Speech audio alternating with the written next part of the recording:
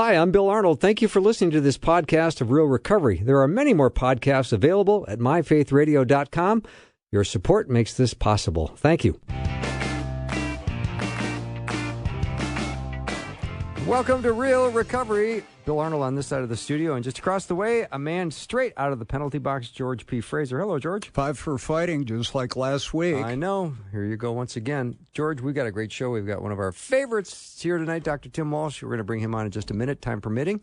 But let's just let people know, if you're just joining the show for the first time or you're not used to Real Recovery, we talk about overcoming addictions through Jesus Christ, and He is our high power, and we make no substitutes whatsoever for that. Yeah, we don't have a higher power. We have the highest power. Mm-hmm. And I heard a guy talk this week about he thought it was so great that Bill Wilson wrote in God as We Understand Him.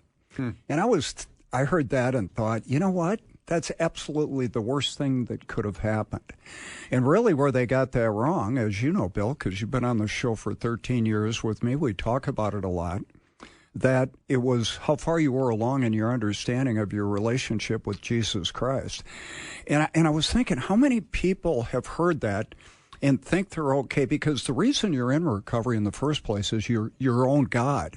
And you say all the time, Bill, down at the Army, you need a God that says no to you.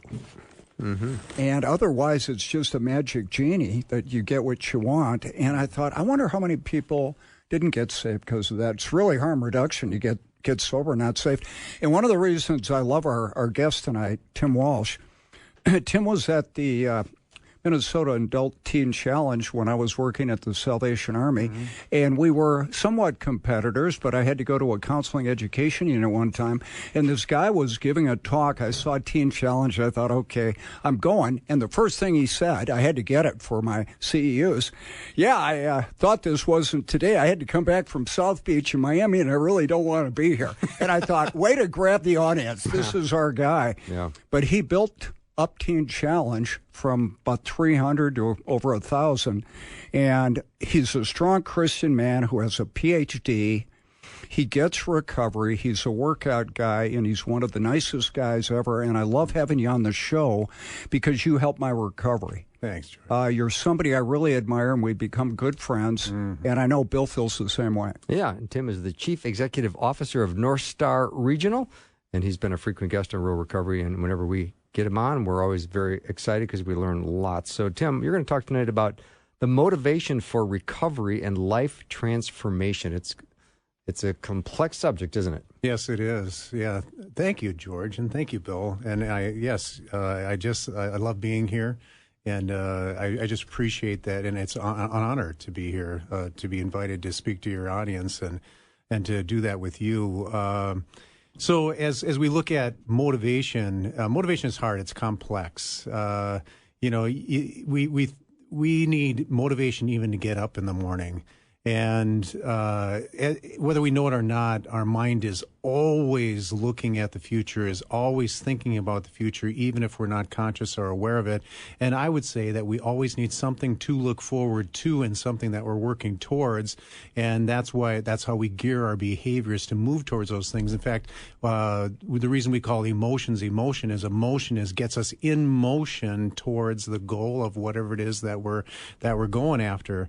The problem with drugs and alcohol is it does what's called telescoping of motivation. So if you take a telescope and you turn it around, what happens is the person on the other end becomes really, really small, and all you can see is a really small object. Well, the telescoping with addiction, what happens is all other motivations fall to the background. So what happens is the only motivation is for the drug and the alcohol use, and so you telescope into that one and only motivator. And so I think this is something we probably need to get into a little bit, is what messes up your motivation. But that's the one thing that makes it a complex thing, is because we can actually get to the point where we telescope our motivations down to one thing: drugs, alcohol, or other addictions. So they become our hope, our solution, our God. Yeah, that's right. That's right. Yeah. In fact, George, when you say that, our hope, our solution, and our God. So the hope part, and this is one of the things that drugs and alcohol do to us.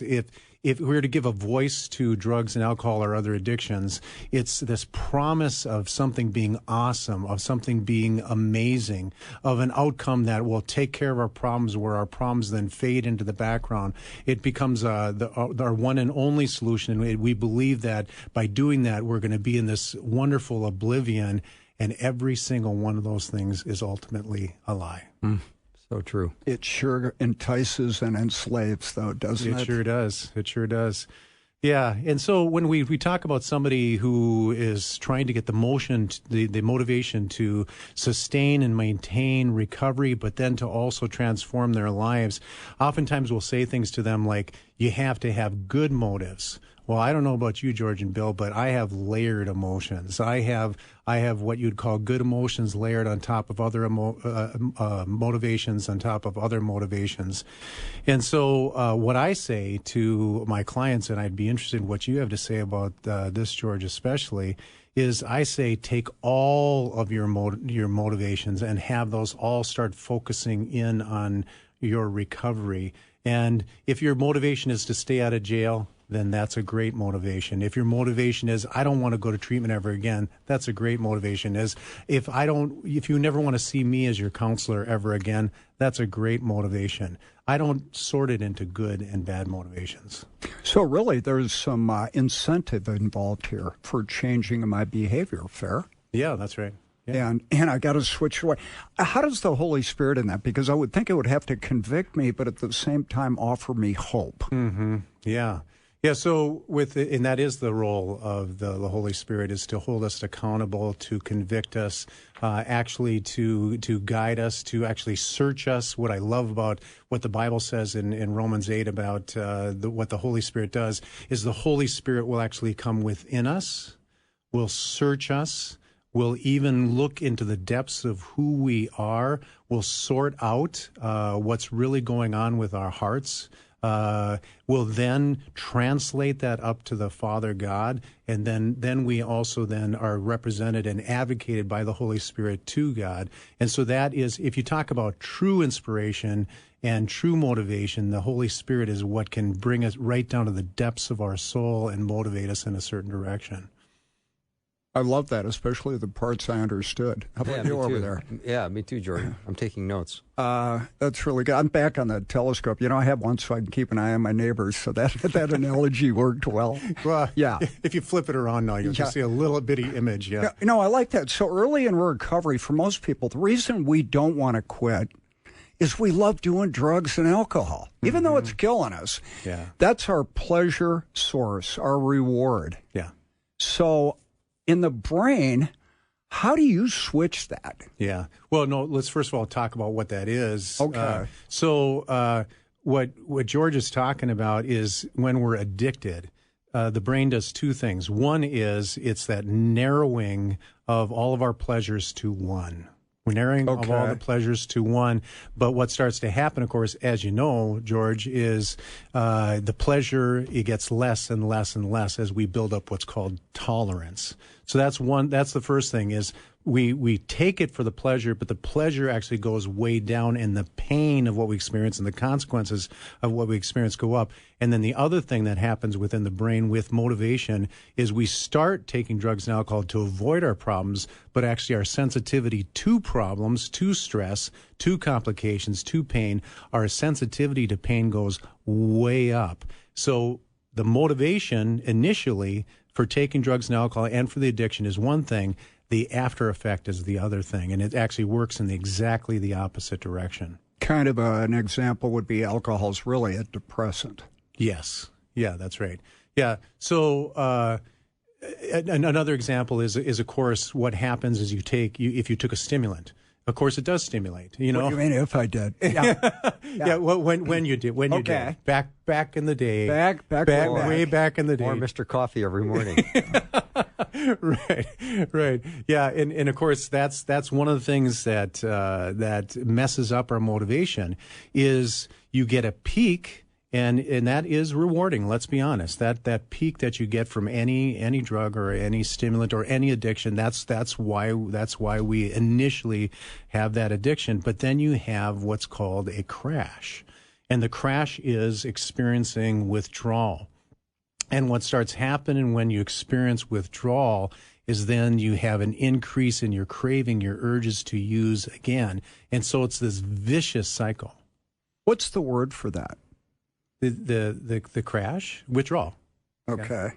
The early recovery, the lack of emotion and motivation. Okay, that's what you're talking about. So George, what you're getting at is what starts to happen then is when we start using chronically, we start using over a long period of time, what's the payoff for that gets less and less and less. Okay. And it gets to the point where we're using or engaging in our addiction to the point of feeling normal. And then if we use long enough, we deplete our receptors for these positive, healthy, happy chemicals in our body and our brain. And as we do that, we experience what's called anhedonia. And anhedonia just means you don't feel the pleasure anymore. Is that what you're getting at? Yeah. Is hedonia like the base of hedonism, the pleasure seeking? Right on. That's exactly right. Okay, Now you're speaking my language. That's very interesting. So there was a guy who wrote a book called Alcohol and the Addictive Brain. Mm-hmm. And when I was a few years sober, I read it and called him, and he told me that if a guy is doing cocaine, like I was, that he would lose the capacity to ever have pleasure sensors again. They'd be damaged and destroyed. And I said, so I need to buy the supplements to do it. And he's way above my pay grade. Mm-hmm. And I just said to him, well, that hasn't been my case. I exercise a lot. Would that have anything to do with it? He goes, oh, absolutely it would. Mm-hmm. But for people who don't do that, they're kind of stuck, aren't they? Well, so two things. One is it takes a while. So early on in recovery, what starts to happen is our clients will say things like, I don't feel anything. I'm not feeling any pleasure, and I have barely enough motivation to get out of bed in the morning, right? So that's how drugs and alcohol mess up your motivation. Why? Because things like dopamine are depleted in your system, and dopamine is the molecule of more, and it's also the molecule of motivation. It's the molecule of movement. It's why we move towards why we seek anything, why we approach any goal, any pleasure. And so what starts to happen is that gets depleted over time. You actually lose the receptors within your brain and your body to receive those chemicals. Those chemicals also deplete, and because of that, you get burnt out. And because of that, you don't experience pleasure of any kind. And that's anhedonia. Okay, so if you take somebody who's in recovery and they go to a long term and then they go to the leadership school or whatever, sober living, and they go, I've been sober like a year and a half. This isn't working for me. Right. That's what that is. That is what that is. That is what it is. Yeah, I mean, there's some other names for it too, if you like $1 million words, and I do. And there's a word called alexithymia, and all that means is you don't feel anything. Wow. You are not. You lack the inner ability to be aware of your emotions, and you're not feeling anything. And so it takes a while. Some people will say they started feeling again after a month. Some people will say 6 months. Some people say longer than that, George. And that's exactly right. That becomes one of the reasons that people relapse. Well, that's interesting. See that all the time, don't we, Bill? Yeah, we do. It just sounds like Satan's script writers who come up with this idea that you are going to have diminished sense of pleasure and nothing will feel good to you anymore. So then you'll seek the drug again. Why wouldn't you? That's exactly that. That's Bill. You just made the exact right connection, which is that the fact that you're having this massive disappointment as a result of your use, that is part of the addiction itself. That's what leads to the use again and again and again. Yeah, we'll take a little break. You're listening to Real Recovery with Bill and George. Ryan's on the board. Dr. Tim Walsh is our guest. So that means you should stay put. We'll be right back.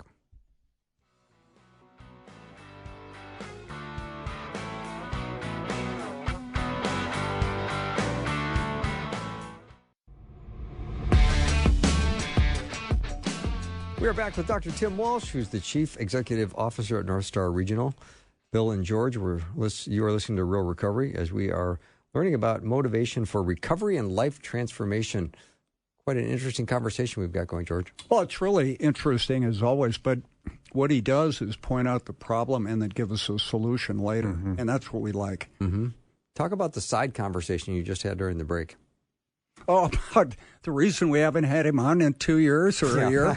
Last time you were on, you were talking about dopamine binge, and I'm not early in recovery. I'm not early in life. I'm late in life. And I looked at it and I thought, okay, that's me. I do that one. Yep. And everything's kind of a dopamine shot. You know, the coffee, the working out.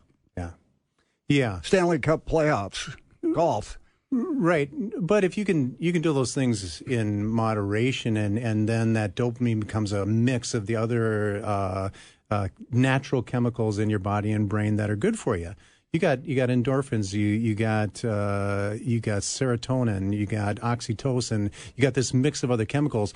The reason we focus in on dopamine so much is it's 80% of the impact on your motivation is dopamine. Okay. And so if you're doing only those dope-seeking behaviors, I'm not saying you're doing those, George, but no, I said that. But vaping, smoking, binging, television, gaming, there's all kinds of things that we can do to constantly try to jack up our dopamine.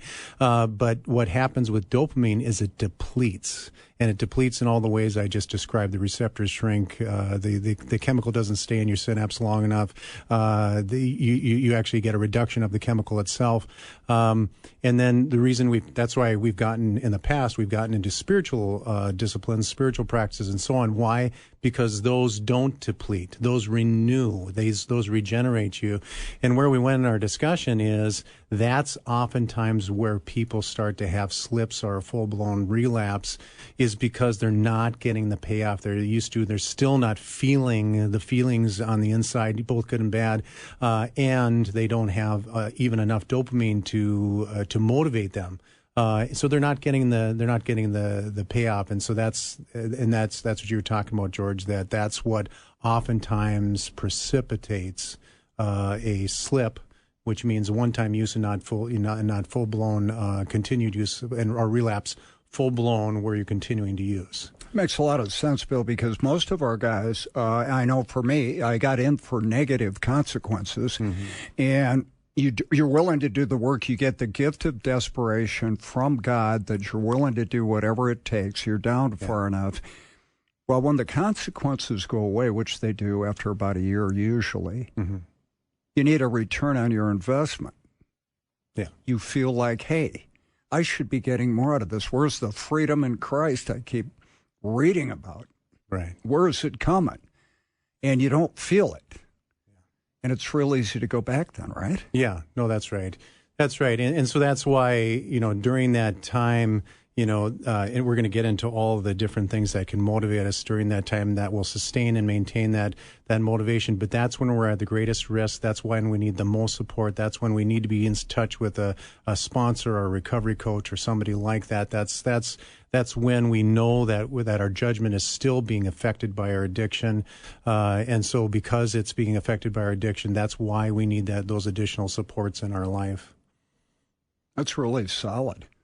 Yeah. Continue, please. Yeah, good. I'm really intrigued here. Yeah, good. So I was thinking we'd talk through just a real simple way of talking about motivation, and this actually parallels exactly what you're talking about, George. Is you're saying that motivation, both short term and long term, has phases to it, and I think that the first phase of motivation is we become disgusted or dissatisfied with our life. Our life has become unmanageable. Yeah, unmanageable.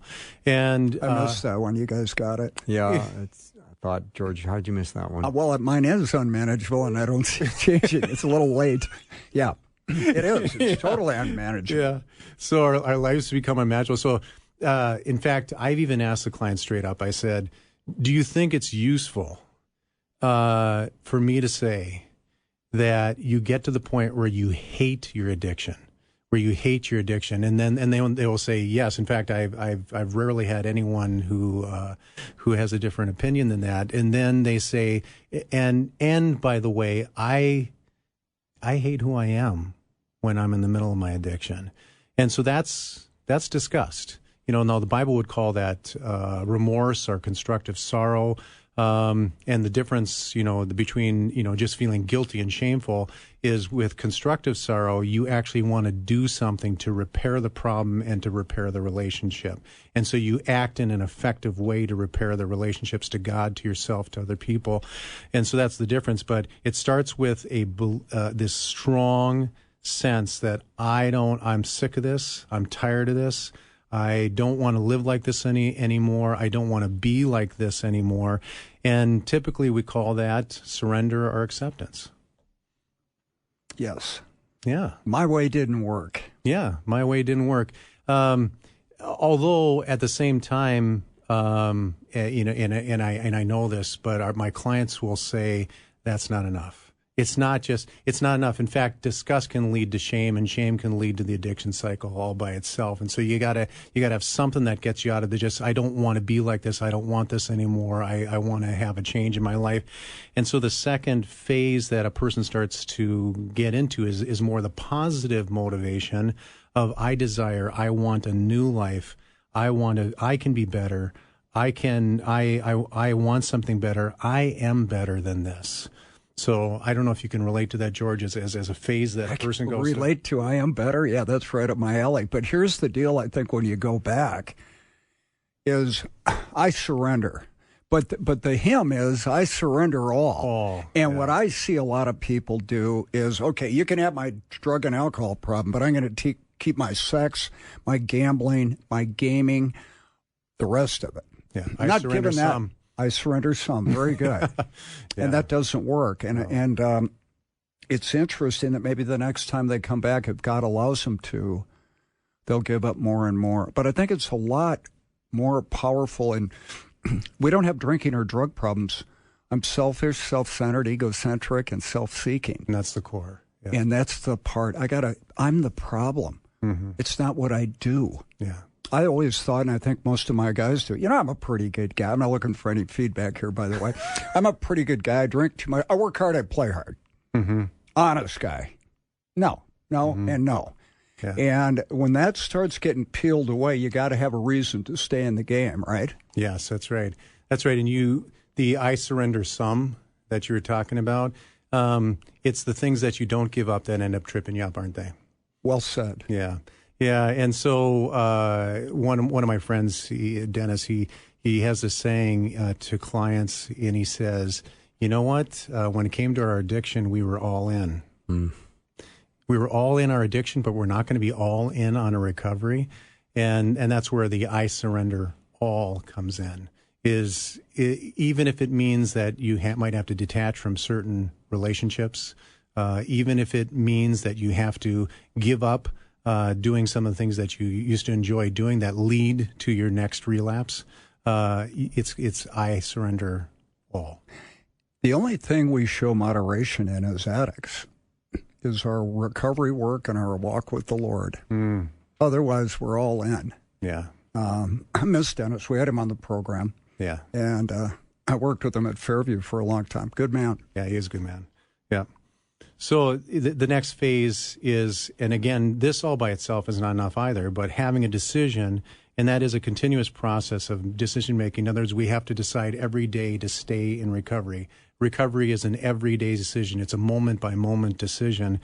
And so we have to decide to live a life of recovery. And I'm just going to go through some of these, what goes into making the decision. And the first part, and this is what I work with with my clients, is it can be done. So even to instill the hope and for them to receive the hope, they got to see all kinds of examples around them. They got to see all kinds of proofs that this actually can be done. That people, you got 28 million people in the United States that are solid and stable recovery. That's the estimate. Well, if 28 million people can do it, can you? And so we start talking about stats like that.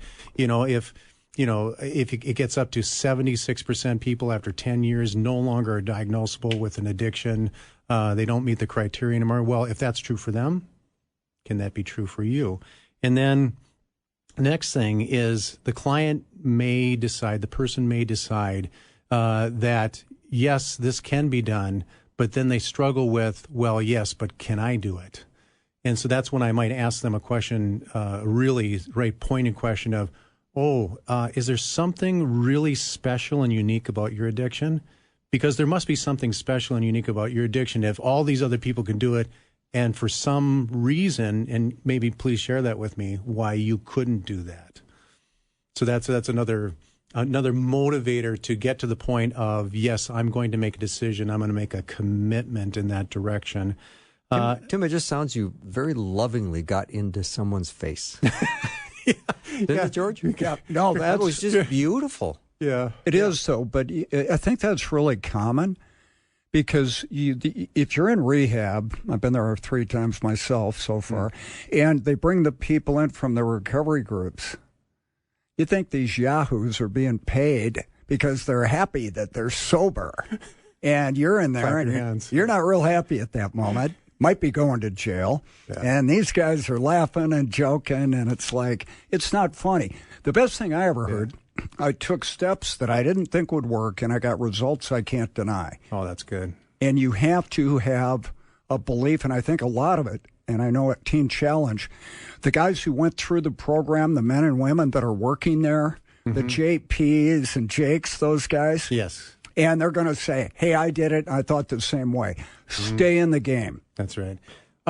You just brought up an excellent point, George, which is it's not about what you feel like. It's about getting to the point, and I'd say the right name for this is faith, is that you are willing to trust others' experience. You're willing to trust their opinion. You're willing to trust that the way it works.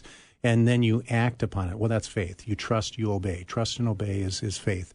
And so you have to establish a faith where you're willing to then try something out, even though on the inside you're thinking, this feels like an alien world to me. This doesn't feel natural at all. Of course it doesn't feel natural.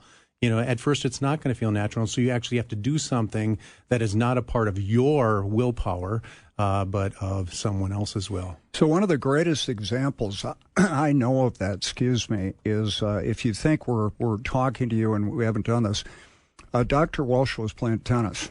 I think he was probably behind in the match at the time, but he has this heart attack. Were you or were you ahead? I think I was behind, yeah. Okay. Yeah. And so they bring the emergency cripple, and they're all frantic, and he says to them, don't worry about me, I'm going to heaven. Yeah. That's trust. And my mentor, Danny, always says, you believe in God, George? Oh, yeah. Do you trust him? Well, that's negotiable, isn't it? And in your case, no. At the real moment, you're ready to go. And I think that develops over time. But God said it. I believe it. I'm going to do it. Yeah. It's simple. And when you start off, that's really hard. But what you see is the only reason you want to get sober is because God's drawing you. Yes. And if you stay in it, you're going to look back and go, aren't you with your life? You look back and go, I never saw any of this happening. Right. No, that's right. I could have envisioned this. I couldn't have guessed it, that my life would end up this way. And it's a good life, by the way. That's another thing to motivate the people that I serve. I have to meet the standard of the measure that it's a good life. And it's a life worth living. And I do believe that my life is that. And so I'm able to speak to it with, genuineness. But I love what you had said, George, about the trust is not in myself. That trust is in God, and my trust in God and his promises, and my trust that if I live according to those promises and I live that way of life, that it's actually going to work. That's the trust. I don't trust myself in all of that. My will is given over to God. Romans 8:28. It's true. It's really hard when you're starting out, but the one thing you do know is your way's not working. Yeah. And so I think that's really powerful. Yeah. Yeah. And so the last part of making that of motivation, I believe, is then the discipline, the day-to-day working through your spiritual program, working through this way of life, following this way of recovery.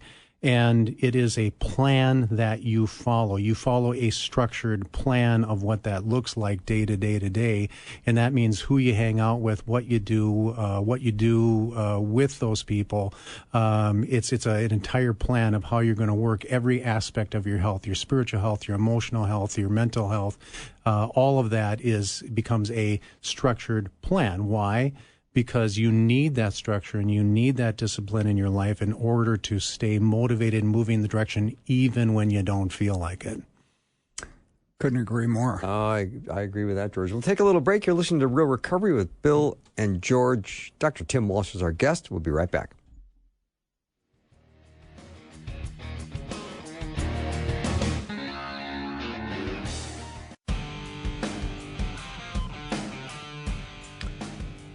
We're back with Dr. Tim Walsh.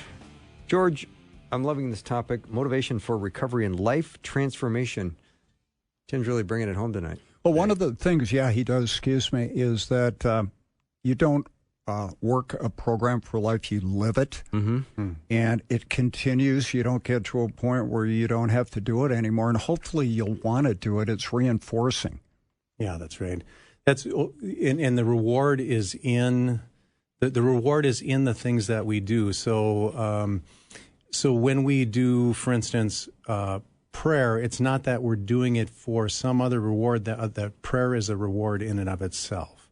When we're praying, and we pray both deep and continuously to the Lord, you will actually experience a benefit in your brain and your body. You will feel relaxation, you will feel contentment, you'll feel serenity, you'll start to feel a oneness with God when you're doing that. You'll start to have this sense of connection to God in a way, what AA and NA calls increasing your conscious contact with God, which I love, by the way. Yes. I think that's a great definition of spiritual awakening. But just, we're not looking for a reward other than that. That is the reward. Does that make sense? Totally. Okay. Yeah. I get mine simplistic, of course, for my guys, but I tell them, for me, what I needed to do, I needed to get out of my recovery what I was trying to get out of my using. Mm-hmm. I like to get high. I like to have escape. Yeah. I like to reward. I like the snappy patter of a locker room, the intimacy by insult with your guy friends. And also the peace of God that comes only through Jesus. Mm-hmm. When I lay my head down on the pillow and do step 10, where I take my inventory for the day, usually it's pretty good. And God allows you to do all of that. And I look back, and we used to get wasted, right? Yeah. Let's get wasted. What we called it, yeah. And I look back, I'm 67 now. I didn't waste my life because God didn't let me. And I want my guys to get that, right? And that's what you're talking about. Yeah. You didn't waste your life getting wasted. Yeah, that's good. That's good. No, that's exactly right. So when we talk about, what is it that helps us to, first of all, be motivated, then to sustain motivation and to maintain that over time? There are some things that we can learn, through the experience of other people who've been solidly in recovery a long time. Well, the first one, that I put out there to the people that I serve is spiritual awakening. And now you got to put it in language that they might understand. So I might start off with spiritual awakening. Let's talk about what it means to be spiritually asleep. And they talk about being in a fog, in a daze, in a haze, not feeling like they're present, not feeling like they're themselves, feeling like there's someone else, somewhere else, feeling like they want to be somewhere else, feeling emotionally numb, feeling relationally disconnected. And so they start talking about in very profound terms, I believe. In fact, I have this list of how that feels, and I will have people up there, people who are good at rap and word artistry, and come up and just rap it, and when they do that, of course, it just becomes really clear what it means to be spiritually asleep. And as a result of the drugs and alcohol, here we are, we get a fake or false spirituality through drugs and alcohol. And I'd like to get into that with you a little bit, Bill and George. You have this intimacy with other people, false. you have this sense of profound thoughts. If you actually wrote them down and you read them later, you would know that they're a bunch of garbage. You have this sense of this oneness with other people and the experience and so on. You're not one with them at all. You hear what I'm saying? Drugs and alcohol and other addictions are false spirituality. So well said, Tim. One exception, if you're playing Monopoly with me and I've got an 8-ball, I'm going to cream you. I'm going to own all the hotels and I'm going to charge you rent till you're bankrupt. Yeah, it is. And it's a solution. I've had a lot of musicians, as you have, and one of their greatest concerns is playing straight. And every guy I've ever had, I'm not musical at all, told me they can play a lot better straight. I know you're a musician, right? I'm a singer, yeah. You're a singer. Mm-hmm. Yeah, and I'm not going to practice that right now. Not going to demonstrate that for Can you. we reload that tape? Yeah, I think we still have it somewhere. We have that one. Blackmail at all costs. Yeah. But that's kind of the thing, right? It's the delusion. It's same with, I can't live without this. Right. This is my deal. Well, okay, and let's keep going with that. So if it's false spirituality, now I'm getting this sense of purpose from it. And of course, when we're under the influence, it's utterly purposeless. There is no ultimate purpose to the addiction. And then we get this sense of meaning. While we're in the middle of it, we think we're having profound insights, but we're not. And then we get this sense of even connection to. We may even have a spiritual experience. We think we have a spiritual experience as a result. False, though. False. Yeah, that's exactly right. It's something that's coming from inside of our own chemistry. That it's not a spiritual experience with God. So all to say, that would be the opposite. The opposite would be that spiritual deadness and false spirituality and spiritual awakening. Instead, the words I use with the people I serve is that you have a sense now of your new self, your true self, your best self, your ideal self, the person you were meant to be, the person you are now becoming. That's one great definition for soul, is the person that you are now becoming. Because when you're saying spiritual awakening, you gotta then talk about and provide meaning to, well, what are we talking about? What is the spirit? What is a person's spirit? What did God design them and create them to be? That is so good. It is good. Yeah. Well, yeah, I didn't invent it. I shouldn't be on the show anymore. You'd vote for that. Stop. Well, I would vote for that. Yeah. And I think that, okay, so can we kind of roll back? I'm thinking about the person who's listening to this, maybe a year or two in recovery, and you're going, gosh, that sounds great. I'm not there, man. Right. I just say, man, maybe I could use again. I better keep working it. But you've done all the right things, and your motivation's starting to go. Mm-hmm. Mm-hmm. And yeah, I know I need to pray more, but it's blank. It's a desert time for me. Yeah. Little Christianese for you here on the radio show. And you're trying your best, and it's not going. And that you don't have to feel it to do it, that I always get. Don't tell me how you're feeling, George. Tell me what you're doing. Right. You don't have to feel it to do it. That's great. Yeah. But that's hard. Mm-hmm. Yeah. And of course, that's why we're talking about, motivation and all the things that motivate us. And so when I talk in these terms, yes, somebody can be demotivated if they don't feel like that they're experiencing anything like that. So let's get into some other things that motivate us. So another thing that can keep us motivated, sustain the motivation for recovery and for life transformation, is if people are in recovery with me, I'm more likely to change. If people are in recovery with me, I'm more likely to change. And so examples of that is being part of a support group, AANA, Celebrate Recovery, being part of a fellowship. The way my clients talk about this and the people that I know that are in recovery, they say that what they lost last time they relapsed was a sense of connection. I wasn't connected. I didn't stay connected. In fact, it's the number one reason they say that they fall back into relapse. And then the other thing that I would add to that, not just having a support group, but starting to gather sober friends and hopefully people that are further along in recovery than you. And then at every workplace, you're going to have people who use, people who don't. Who do you associate with? The people, of course, who are straight, who are sober. So that's one of the things we can't. And here's where I was going with that, George. You can't do it alone.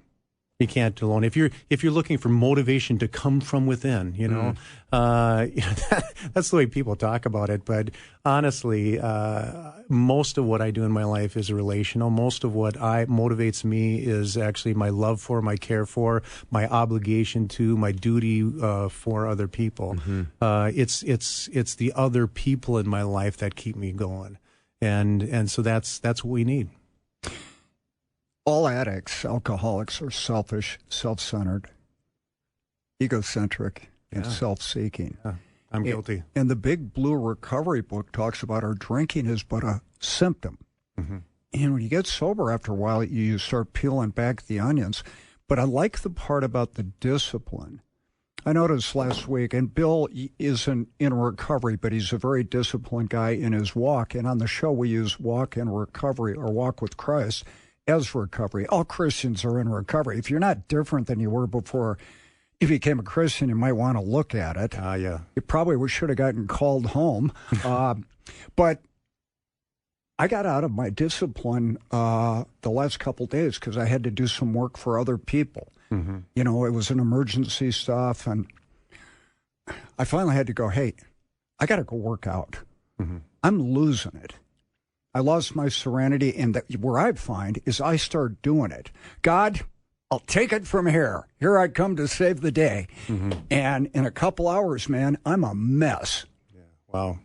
When it's coming from your own natural. Totally, but that's, you get stressed and you get out of your routine. You ram through the devotionals, cut back on the sleep, the workouts. Yeah. Did you just quote Mighty Mouse? Is that who that was? Yeah, Mighty Mouse. Here I come to save the day.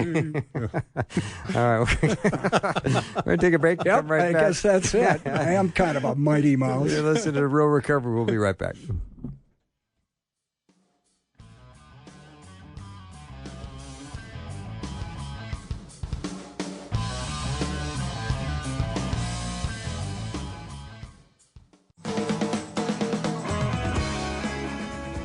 We are back with Dr. Tim Walsh, Chief Executive Officer at North Star Regional Recovery. Tim, how would you describe North Star Regional? So we are a substance use disorder treatment and mental health treatment provider. We provide outpatient, we provide residential treatment, we provide intensive outpatient with lodging, means they can live with us, sober homes, and outpatient mental health services. Okay, thank you for that. We're talking tonight with Tim about motivation for recovery and life transformation. Tim, how important is accountability in recovery? Well, let's talk about the opposite. That's what goes along with addiction. And with accountability, we don't want any accountability when we're in the middle of our addiction. We don't want to be accountable to anyone. We don't want to be part of any situation, any group where we're going to be held accountable. We actually avoid any authority figures because accountability comes with that. We hide our use. We use surreptitiously. That's easy for me to say, which means that we try to conceal it every chance we get. We lie about the use. We actually play all these tactics and cons and games so that we can avoid responsibility. So that's what it looks like. That's the problem. So what's the solution? Accountability. That's what I was kind of laying there. It was. That was a slow pitch softball. Glad I didn't miss it. Yeah. So how do you gain accountability? Yeah, well, me personally, I belong to what I'd call an accountability group, a life group of men that I can tell anything to. And I believe part of recovery, both mental health recovery and addiction recovery, is you got to be completely transparent. You can't live a life of lies. You got to live according to the truth. You got to be open. You got to have people you can tell anything to, and you got people who can tell you anything. I have an accountability group, too, and I tell guys I used to do a lot of ocean swimming and stuff, and I need a fixed point, like the hotel when it's going by that I know I'm in a current. Oh, boy. I need people in my life to go, you're doing it again, because I need to break the patterns of how I go back. I do the same things. And it's also like being in a team. I played hockey in school, and you're in the locker room before the game, and you get out, and you hit the ice, and it's like you're flying. But being in the locker room to me is like my accountability group. We're going out, and I can't see God, but I get to see what he does when he takes dead people and makes them alive again. Yeah. And that makes me all in on this deal. Yeah. But I need a lot of alone time, but if I isolate, the relapse process has started. Yeah. And in fact, we have to go a step further. We have to invite accountability. We have to, when we're talking to people, especially our closest friends, we have to say, I want you to call me on this. If you see me starting moving in this direction, the same thing is true for mental health, by the way. You got to have almost like a team of people who, if they see you starting to get off in any way, they go, wait a minute. Do you see some of these patterns happening here? Do you see what did we agree on ahead of time you're going to do if you start to see some of these things going on? And the same thing. I don't remember agreeing to that. Yeah. So you need to have people, they have to give them permission. That's right. To be in your life. Continuous permission. And then when they do that, you gotta receive it.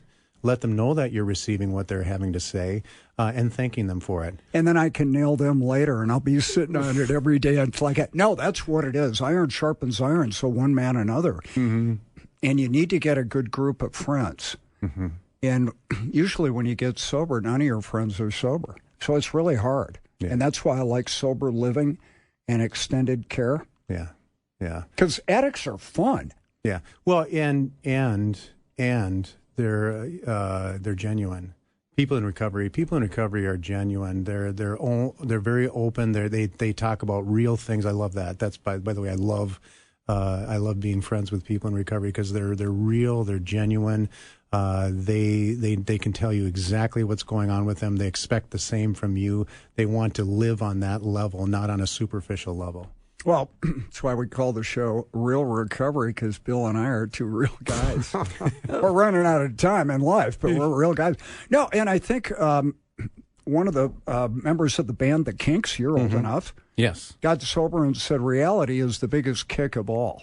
Yeah. One of the Davies brothers, I think. Okay. Yeah, and it is.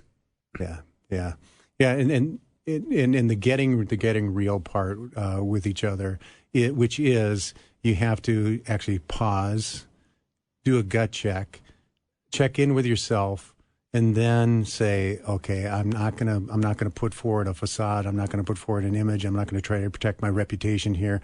I'm gonna tell them straight up how things are going with me. So that's another thing. Accountability is huge to maintain our motivation, and then we got to have role models in our life. And so we try to pick, even at my age, I have people who are older than me, who are further along in their Christian walk than me, and I try to get together with them on a regular basis. I consider them mentors.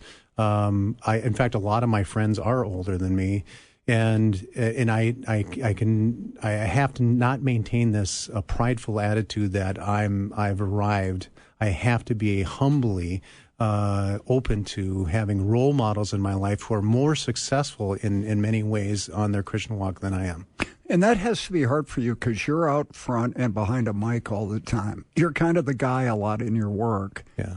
And you have to work your own recovery, too, or you're going to lose both, right? No, that's exactly right. And that's why we have to have humility about our recovery, both mental health and addiction. Why? Because the moment pride comes before the fall, right? The moment we get prideful about that is a setup for relapse. That's a setup for us to fall back. Yeah. I know that too well. Yeah. I got this. Yeah. Don't worry, I got it. Yeah. And the last one real quick, is we have to reward ourselves. And I think doing these activities, prayer, meditation, mindfulness, worship, praise, fellowship, humility, sacrifice, service, all of that has its own reward. All of that is the payoffs that we are looking for, that we used to look for in our addictions. And that is what's going to sustain us in our walk, in our recovery. All right, Tim, thank you so much for being on the show. It's always a great delight to have you here, and we love having you on. That's all the time we have tonight for Real Recovery. Thank you for joining us. If you've missed any of it, head over to the podcast at myfaithradio.com. Have a great night.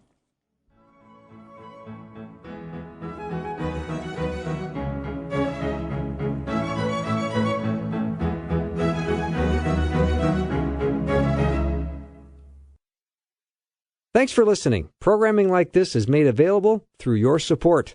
Information available at myfaithradio.com. On the latest episode of the Wild God Stories podcast, we go to Africa. I was raised in Sierra Leone in a community that truly lived the phrase, "It takes a village." Until one day, the world outside Anita's village broke in. I didn't grow up in a war zone, but I watched one unfold in the country I love. God brought hope to her story and many others through radical provision. God began to direct us towards Uganda, Africa. I was born and grew up in the countryside of Ethiopia. Nanja and I met in Kigali, Rwanda. Discover how God showed up in the middle of war, loss, and impossible odds in Africa. Stories that'll make you say, "Wow, God. Wow, God. Wow, God." Wow, God Stories. Wherever you get your podcasts.